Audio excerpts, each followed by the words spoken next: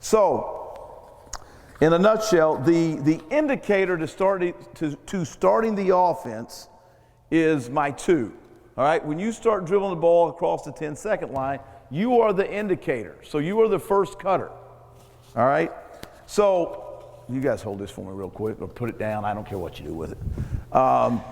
This guy, the 2, this is always the 2 side. When we run in transition, I number guys. So the 2 man is always running the right lane. So the 2 has 3 options to initiate the offense. So as my point guard comes in, number 1, you can use this big. I want you kind of standing right here because you're not going to screen. You're going to be kind of what I'll talk about getting underneath here in a minute. You can use this big to come up the lane, and you can go to the corner, which indicates the 3 must use the other way to get open on the other side. Because the 2 game, we want to get free throw line extended. Because 2 game can be entered on either side. All right, we don't choose just one side. The second option for you, and this is the one my guys really like, is the Iverson cut. So you start dribbling this way, and the 2 can go either over, and then we use this 4 right here, which means you would go opposite of him.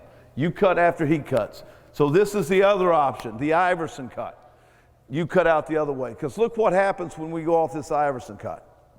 What does it lead to? Opportunity for a straight line drive, correct? So that's the second cut off of it. The third, and this is just all the initial. The third is to turn around, act like you're getting ready to cut, and go screen for the 3 and bring him off a baseline stagger, kind of a quick, tight stagger right here.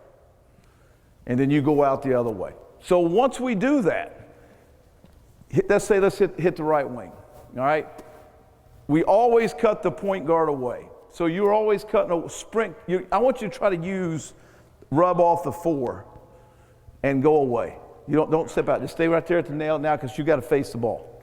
Okay? The ball's been in there. Just kind of rub off of him to the corner. Now, this is where we work a lot of time. We tell our bigs to get underneath the defender. So can I get another defender out here guarding the post? One of these bigger guys out here. Let's get a bigger guy with size. So we tell our guys, get underneath. Make him play on the top side. We're trying to bait him to be on the top side. We want him to be on the top side. We want to use him as a sucker. I call this, any guy in a post-up that gets on the 3/4 top, we want to sucker him. All right? So now, it's called 2 game because you're always playing a 2-man game. 2-man game here, 2-man game here. Then once we get over that, it becomes 2-man game everything, all right? So we really talk about getting underneath. And so when I get into this, I'm really trying to hook my leg and to ride you up the floor with my hips showing my hands. All right, so do that right there.